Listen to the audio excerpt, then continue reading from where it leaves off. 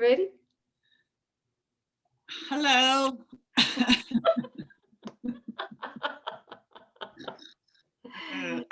Good morning, Good sis. meeting you here. Hello.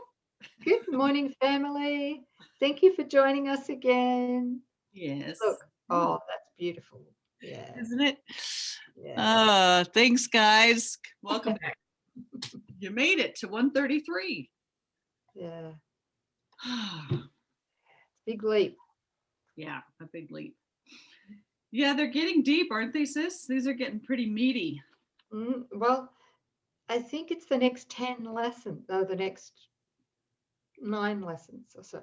From what my memory reveals, I think it's from about lesson 131 to 140 is like a huge step up. Yeah. Taking us almost vertical. Mm-hmm. Yeah. Yeah.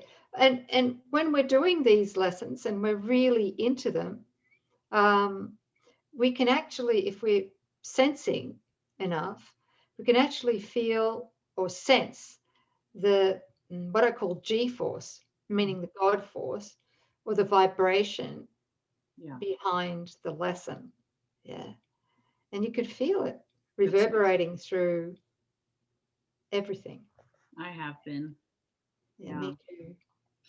Yeah. I want to talk to those that are like Coreen, in that if anything goes over 30 minutes, I won't watch it or read it or be with it. I mean, I'm just being radically honest.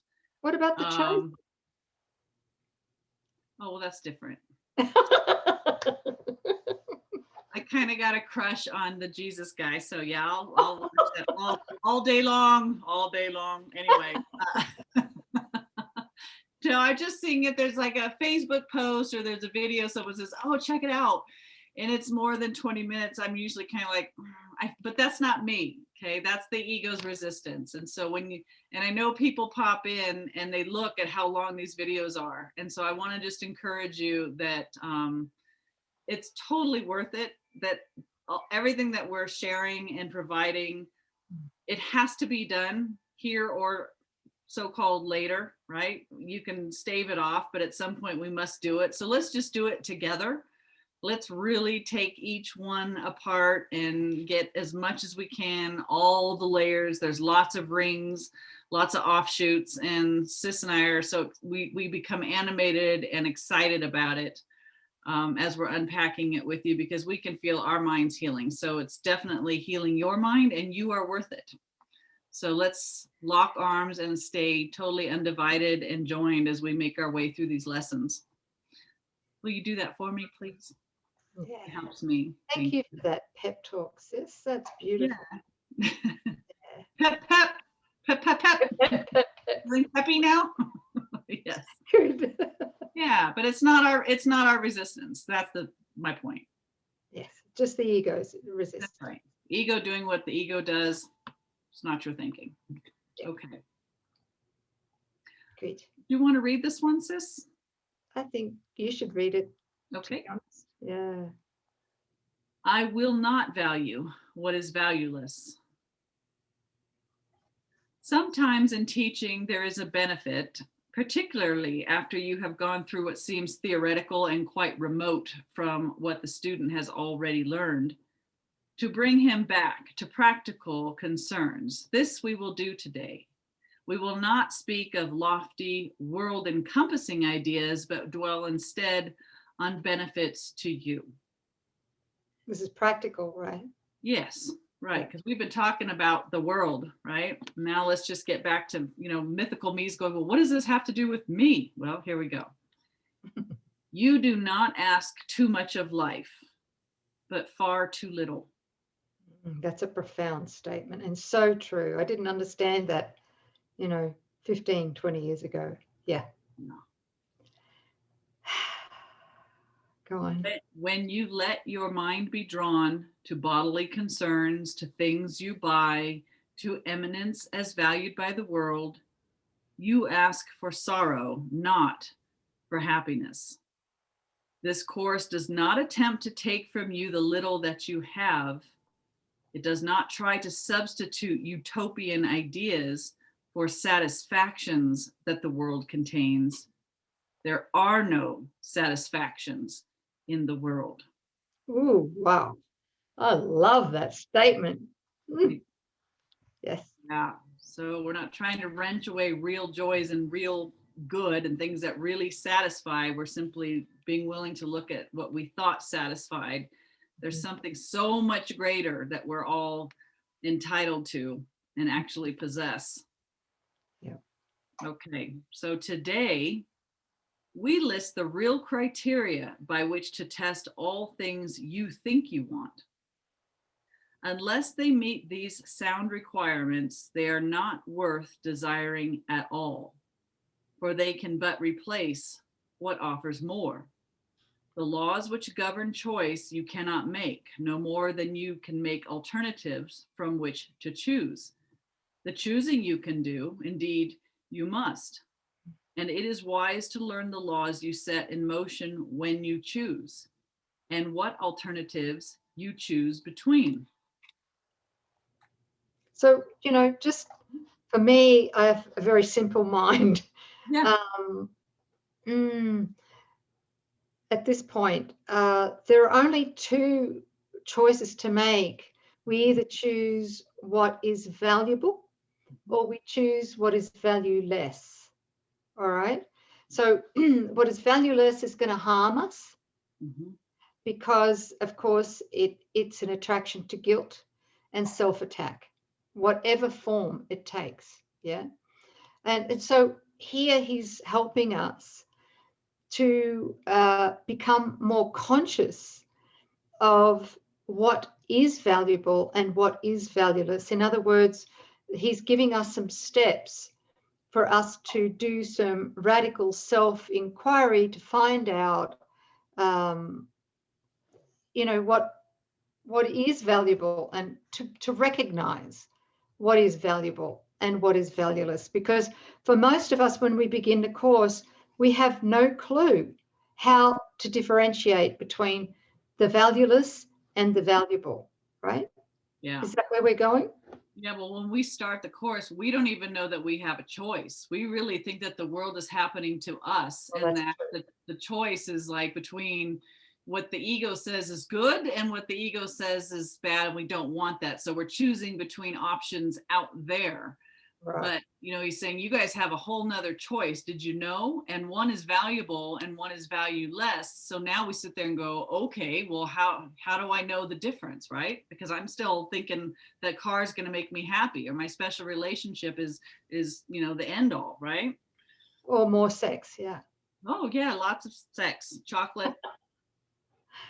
Yeah. Okay. Okay. Yeah. I love you, sis. We have already stressed there are but two. However many there appear to be, the range is set, and this you cannot change. It would be most ungenerous to you to let alternatives be limitless and thus delay your final choice until you had considered all of them in time and not been brought so clearly to the place where there is but one choice which must be made. Many times I've heard people refer the choiceless choice, right? It's not really a choice when only one is real and one isn't, but yeah, let's keep going. Another kindly and related law is that there is no compromise in what your choice must bring. It cannot. So there's no compromise. What's he mean? Okay. There's no compromise in what your choice must. Okay. All right. I've got it. Yeah. Okay. Yeah. So what you choose brings certain results. You can't mix and match and have a little of this, and it's not a buffet. Another kindly and related law is that there is no compromise in what your choice must bring. It cannot give you just a little, for there is no in between. Each choice. Go on. What's that? No gray area here. It's black or white, right? Yes, yes. Each choice you make brings everything to you or nothing. Ooh. Talk about contrast, extreme contrast. Boy, this is really brings it up in your face. Yeah. Like, once you accept this, then you're really like accountable. You're going to have to really look at what it is that you're choosing. Do I want everything or nothing? Therefore, if you learn the tests by which you can distinguish everything from nothing, you will make the better choice. Okay, so he's going to start outlining how we know when we've chosen everything or nothing. Mm-hmm. First, if you choose a thing that will not last forever, what you choose is valueless. A temporary value is without all value. Time can never take away a value that is real. What fades and dies was never there and makes no offering to him who chooses it. He is deceived by nothing in a form he thinks he likes. Wow. Wow. What would come under that category? Oh, bodies that rose. Right. Somewhere in this beautiful text, Jesus says, again, if anything changes by nature, it is false. So we're looking beyond form to qualities, to ideas, because those cannot be changed. They don't decay. They can't cheat. They don't abandon. They don't come and go. A temporary value is without all value. Go ahead. So, good sis. So, would you agree that probably at the top of that tree would be relationships? Mm-hmm. Yeah. Yes. So, but according to the ego's perception and its world, relationships do change. Mm-hmm. Frequently. Right? Because it's the ego that's having a relationship with another ego. That's right. Okay. And the point of that relationship is a body, which changes. Okay. Okay, so if something changes, if it can be killed, if it can decay, if it can be taken from you and restored again, only to be taken away, there's zero value to it, because time will never take anything away from you that has value. All right, so that's our first test. Mm-hmm. If it doesn't last forever, it has no value. Good. All right, next. If you choose to take a thing away from someone else, special love, you will have nothing left. This is because when you deny his right, your brother's right to everything, you have denied your own. Okay, I have a little note here. Okay, just to support that, is any attempt to bargain someone down, and we do that all the time, not just when we're purchasing things, but when we're in our special relationships, we attempt to bargain someone down, is nothing less than an attempt to actually rob them. And we can't rob another without robbing ourselves. And why is that? Well, because there's just one of us here. Is there anything I've missed? No, that's so good. I'm just thinking, though, like the whole business model, really, it's like there's built in at some point, it was here's some value and there's a value exchange because somebody seemed to have more corn than somebody else had more, I don't know, wheat.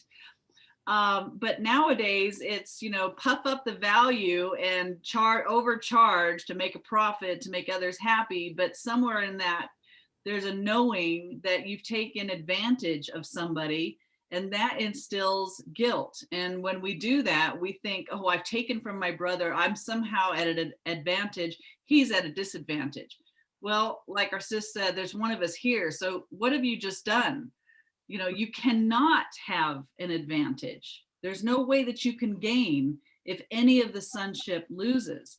And look at what Jesus says about the special relationship, that euphoric, romantic, oh my gosh, I can't stop thinking about them, don't want to be without them. That's actually where the ego sees something in someone else and says, I want that. So I'm going to make an exchange for my loathsome self for what I see as a better something in somebody else. And there's this mutual exchange, but both people feel worthless. So there's an inner lacking, and they go, oh, I'm going to exchange nothing to get something. And therein lies the start of the resentment, scorekeeping, people pleasing, all of that. Gross, inauthentic relating that just heaps guilt, which the ego just loves, right? Okay. Well, that's it. Because I mean, ultimately, what we secretly do is we say, you're responsible for my happiness, and God damn you, if you don't meet it, yes, I'm going to cut you off. That's right. I won't love you anymore. Right? And we call that puppy love. Oh, yeah, right. So bad. Well, so this is great. So if it changes, it's no good. No, that's right. Any, like you said, any attempt to gain from another's loss is self-attack, right? Because and any attempt to gain from somebody else's loss is going to amount to more self-deprivation for us in the end. We may not realize it because it comes, the ego uses or projects it in a different form. So we get sick, or we have an accident, or something happens, and we have no idea through the ego that that's directly related to us trying to, gain from somebody else's loss, right? Right. Yes, that guilt gets projected out in, countless forms, and we'll always think, oh, it's an accident caused by slippery roads. No, that accident was actually a projection of the guilt in your mind that you didn't want to feel inside of yourself, so you put it out there, and you're blaming the weather. Oh, you can see why this dream has gone on for millions, if not billions of years, right? Yeah. Who wants to see? Who wants to be accountable for everything they've projected through, a mythical me? Yeah, well, I do. That's why I'm not popular anymore. I take you out. Thanks, babe. I like Chinese. Very funny. Gosh. Okay. So let's go back. This is because when you deny your brother's right to everything, you have denied your own.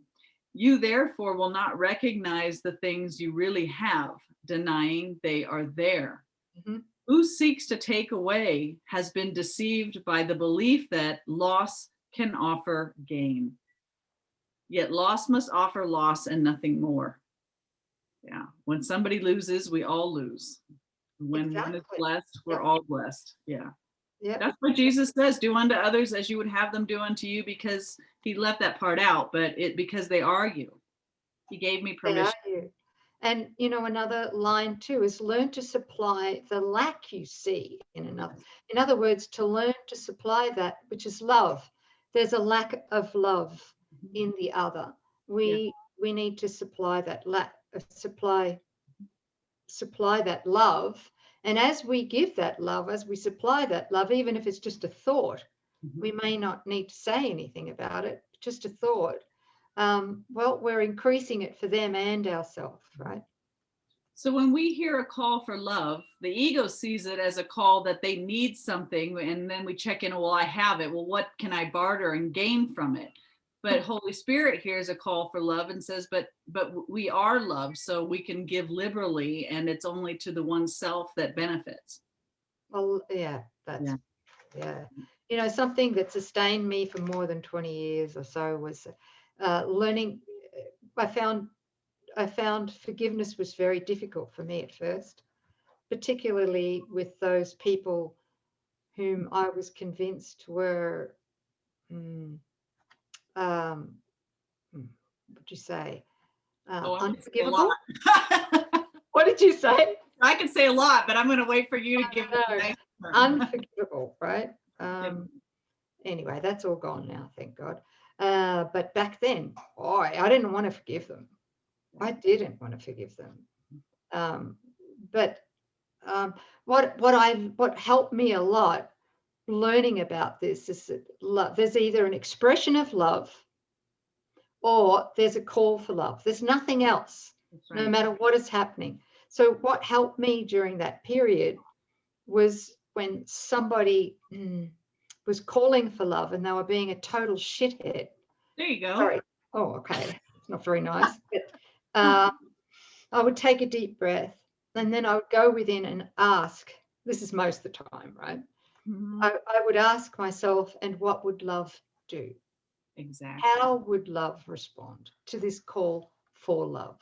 Yeah. And that really helped me so much. So that's the Holy Spirit's answer to this issue. To only see either recognizing love where it comes through, right? You see acts of love and kindness, or calls for love and supply it. That's the way that we'll never consider taking advantage. It rules out the whole idea of loss, getting at the expense of somebody else. Yeah, just made that connection. Thanks, sis. Yeah, thank you. A little slow. Okay. All right. So we're not taking away from the sonship, and it has to be eternal for it to be valuable. So your next consideration is the one on which the others rest. Okay. Why is the choice you make of value to you? What attracts your mind to it? What purpose does it serve? Here it is easiest of all to be deceived. For what the ego wants, it fails to recognize. It does not even tell the truth as it perceives it, for it needs to keep the halo which it uses to protect its goals from tarnish and from rust, that you may see how, quote, innocent it is. This is, and Jesus speaks about this elsewhere as the face of innocence. The ego has this face of innocence. And we need to transcend this most definitely, right? Okay. So what he's saying here, sis, correct me if I'm wrong, is we need to really stare it in the face and look at this and do some radical self-inquiry, right? Yeah. As to what the ego, what purpose does what the ego wants serve, right? That's what he's asking, isn't it? Yeah. Who's making the choice from which mind, fear or love, ego or Holy Spirit? And what is it for? Why is it that you think that you want this? If you had it, what would you, to serve what end, right? Yeah. One thing that helped me a lot with this was for my self-inquiry, being a journaler, journaling every day for years. I did, not so much anymore, don't need to, but I did when I first began with the course. Is this, like, I would always ask myself some way, does this choice benefit more than just me? Does this choice I'm about to make help me to transcend self-interests? That helped me tremendously, especially in my highly toxic, special love romantic relationship at the time when I first began. Yeah. So there's just something very practical to use. Does this choice benefit more than just me? So you just nailed it. That's the bullseye, right? That's the question. Yeah. Am I doing this to transcend self-interest? Because everything else, mythical me, is doing it. Yeah. If you look in the gap, in the middle of the gap, all the stuff that, don't you tell me you've lost it.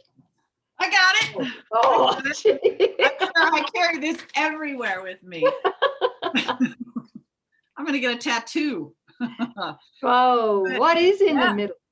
What? Right? Look, when we look at everything in the middle, you can divvy that up. You can divide that up into what we believe will sustain us and complete us, mythical me, and what we believe will attack us. Right? Yes. So divide it in half to the positives of the ego, seeming positive, and the seeming negatives of the ego. So and they're the choices we make, right? So yeah, just using personal experiences or whatever, right? It's like, what choices, what are the things that we do, pluses and minuses, in the dream out there? Remember, the ego needs its substitutes for what God says has declared is good. Well, for the ego to keep us even cycling in this, there has to be something that we come up with that we say, oh, that's good, right? Special love, that's good. So in the world out there, there's going to be the negatives, like what? Lack, being broke, being sick, mental issues, depression, anxiety, weight issues, body issues, bullying, insecurities, sickness, disease, protecting yourself from what? The economy, weather, health, politics, COVID, the latest pandemic. Okay, right. So those, we would agree that those are the negatives. And then what are the positives? What are those upsides? Oh, we've got what? Worldly travel, special love, a beautiful or handsome body or physique, youth, big bank account, a sweet car, sensual appetites, food, business acumen, being a really good rescuer, housekeeper, the best, world's best mom. Yeah. So, okay. So here you go. We've got the good and the bad out there. And yet what the ego doesn't want you to recognize is all those things that you were just making decisions on, all those barterings, everything that you were just doing serves the same purpose, which was the first lie, that you were mythical me. And that's what he's going to talk about, the rust core. And this is the rusty core of it. It's this figure that does not exist, that you think you are. And everything that you do is to serve this. And the ego doesn't want you to know that. It wants you to get hung up on the issues and those things that you want to get. Right. So sis, so what we're, through the ego, we believe that all our choices are within that tombstone, within that gap. Right. We believe, we go from a negative choice to a positive choice, right? So I ate too much over the holiday season, and so now I'm going to go to the gym. That's my New Year's resolution, and I'm going to lose 35 pounds, right? There you go. And we feel real good. That was some heck of a holiday, sis, 35 pounds. Well, I don't know. A lot of turkey. But yeah, you can see there's the negative, and then we swing over to, the positive. All right. So tell me, what is valuable in any of that? All of this goes. Even this figure right there has got to die, right? And all of these stories change, right? The physical senses even seem to dwindle and fatigue and stop, right, through decay. Nothing in here lasts forever. Well, what does? I bet you already know where I'm going. Wow. Oh my. The peace of God, does that change? No. Does the joy, does divine love, does God's abundance, right? Purpose? No, our purpose never changes. Christ's vision is eternal. Our health, the way that we're created, our condition, the holy instant, all of this, right? This is permanent. Wow. This is what the truth is. So this is valuable. This is valueless, no matter how plussy plus you think your plus is. It's not true. How sexy it is. I'm a dead sexy plus. Still can't deliver.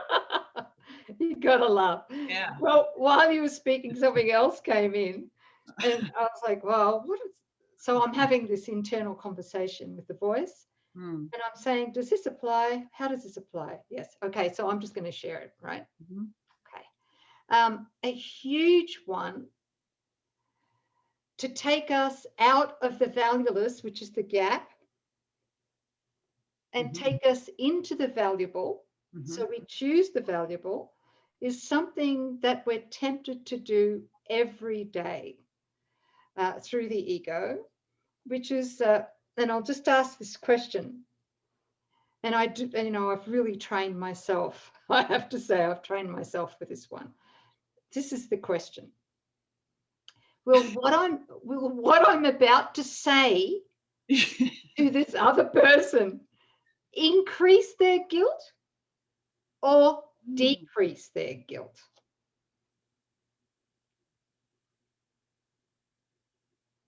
So before you do anything or say anything in line with that, what's it for? Is this going to increase guilt or decrease guilt? Well, for the other, you think in your relationships and in mine, right? How many times are we tempted to increase guilt in the other person? Be honest. All the time before the path. Yes, all the time. Yeah. I would dump my story, my problems on others, you know? And why? So I, like you were saying before, to offload the guilt, the burden on my mind, give it to mom. That's what she's there for, right? I did the same thing. Are we the only two people in the universe? Oh, forgive me, Father. Yes. Yeah. Right? Or in our special relationships. Look, what have you done for me lately? Because I've done da da da da da da da da da. Or how could you be like that after I've all done this for you, right? Oh, so sorry. Yeah, I was the worst. Yep. Yes. Those days are over now. Oh gosh. You know, when we're tempted, we don't take the bait as often as we did before. No, I see it even coming now, and it's like the answer to all of this is to see your brother as yourself. You just won't do it when you're about ready to dump a truckload of whatever on somebody. You just recognize you're only doing it to the self, right? You can't do it to somebody else without literally doing it to yourself, and there's just one. So you don't do it. Yeah. Thank you. Yeah. It's huge, that practice. Yeah. Always asking, you know, will what I'm about to say to this person increase guilt in them or decrease it? I love it. Okay. Thanks, sis. Thank you.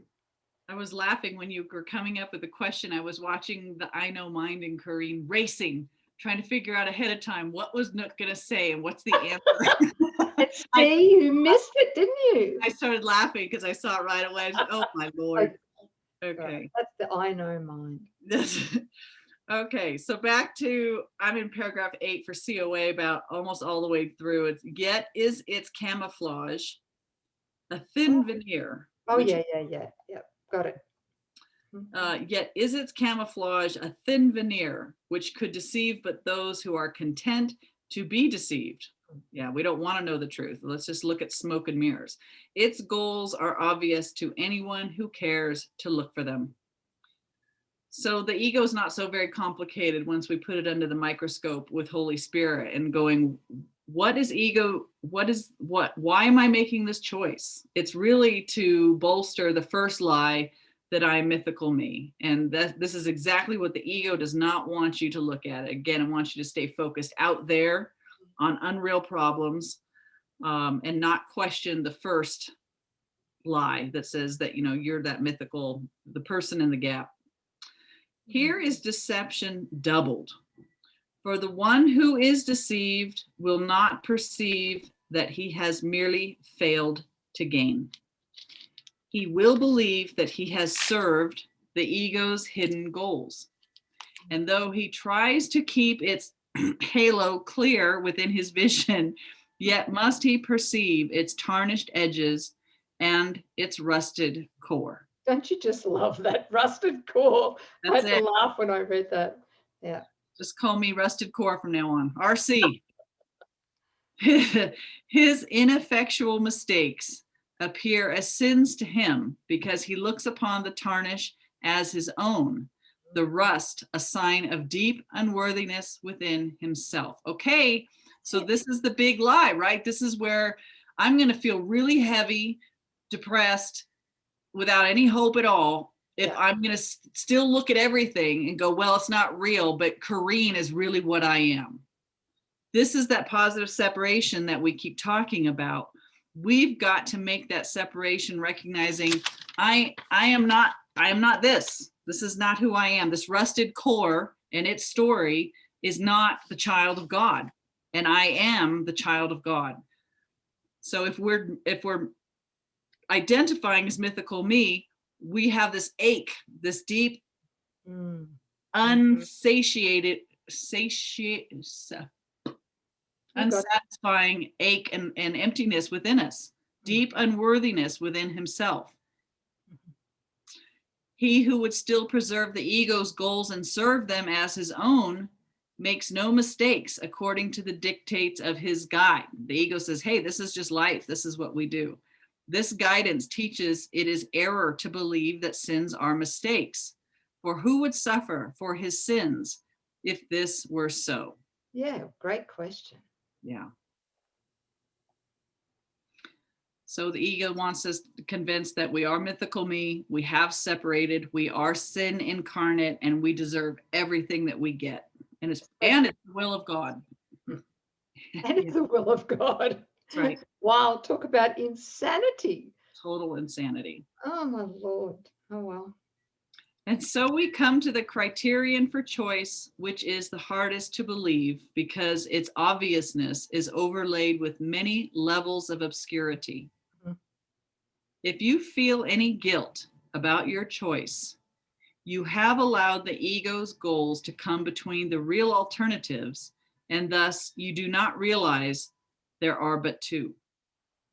And the alternative you think you chose seems fearful and too dangerous to be the nothingness it actually is. Right. That's kind of what you were just saying, sis, about is this going to increase guilt in my brother and therefore myself? That's definitely the ego's choosing, yes? And it's valueless. Yep, that's it right there. It's very simple, really, isn't it? It is. Yeah.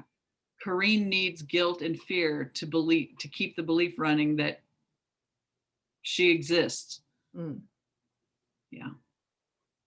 And so I'm going to choose apart from God. I'm going to live apart from God. I'm going to have relationships that are not holy but special in order to keep this myth alive and seemingly thriving. And I think that, a big contributor to that is the temptation to make our decisions, our choices, day to day, minute to minute, without presence. And what I mean by presence with a capital P is presence as the Holy Self or with the Holy Spirit, to really be present. Is this in alignment with the vertical? Is this in alignment with the truth? Am I in alignment with the truth? Yeah. It really involves the undoing of special relating. That is huge. Yeah. Right, because all special relating, all of it produces guilt. Yes. Right. Okay. What's it feel like when somebody comes up and asks you to do something that you are highly uncomfortable to even consider, but you say yes. You'll do it. Why? Because people pleasing, because you're trying to get accolades. To like you. What's that? You want the ego in somebody else to like you. Like your ego. Yes, exactly. It's so toxic. Yep. And you know that the guilt has a cost. There's a little price tag hanging under everything that we do that attracts guilt. Yep. It's not going to be unnoticed. It's going to be projected out there and come back at you in one way or another. Yeah. That's how the ego. Yeah. That's how the ego works. Okay. All things are valuable or valueless, worthy or not of being sought at all, entirely desirable or not worth the slightest effort to obtain. Okay. I think he means it. Choosing is simple just because of this. Complexity is nothing but a screen of smoke which hides the very simple fact that no decision can be difficult. That is so true. If we hold it up to these guidelines, no decision can ever elude us. It can never be so convoluted. I don't know what to do. Complexity is our defense from having to make the decision. Thank you. What is the gain to you in learning this? It is far more than merely letting you make choices easily and without pain. Heaven itself is reached by empty hands and open minds, which come with nothing to find everything and claim it as their own.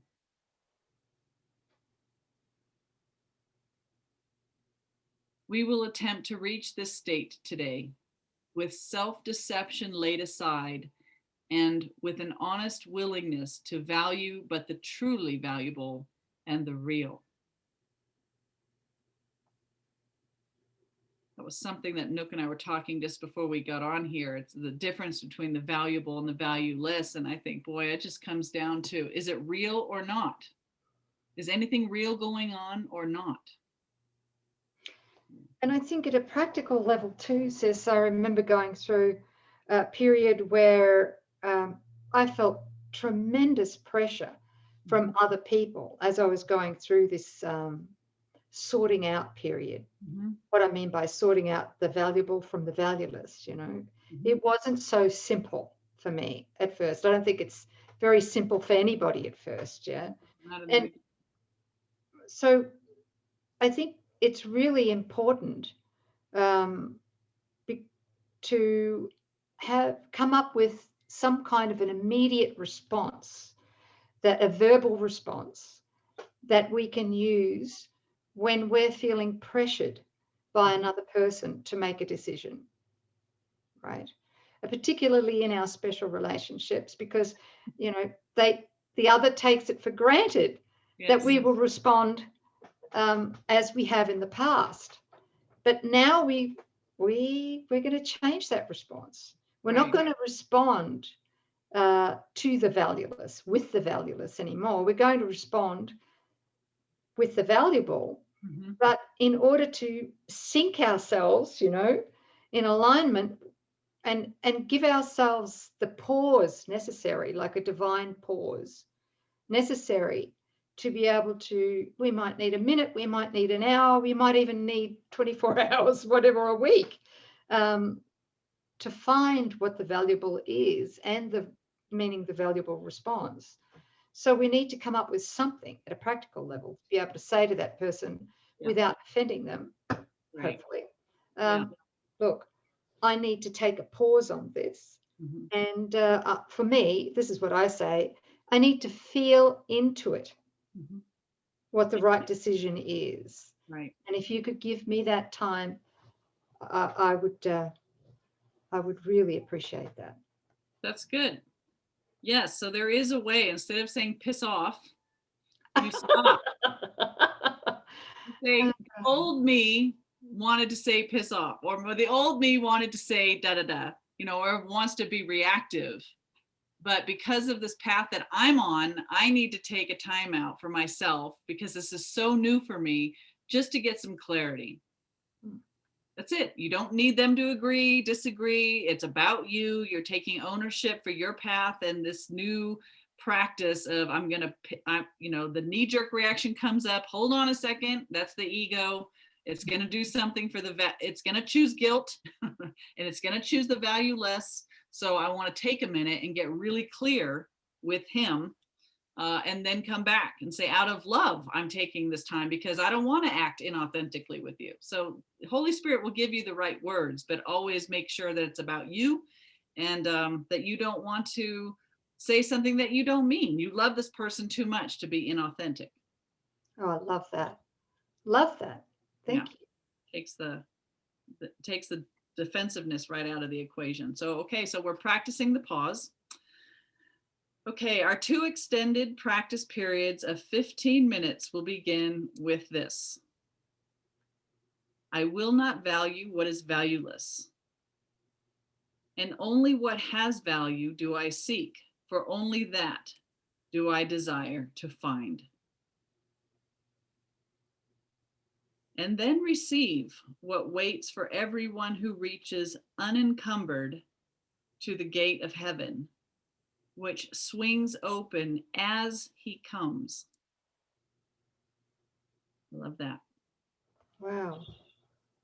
Should you begin to let yourself collect some needless burdens, or believe you see some difficult decisions facing you, be quick to answer with this simple thought. I will not value what is valueless, for what is valuable belongs to me. Wow, that's a big lesson, isn't it? Oh, it's really big. It's chopping the ego thought system off really too at the knees. It's a great way to know when you've left yourself. Mm-hmm. Yes.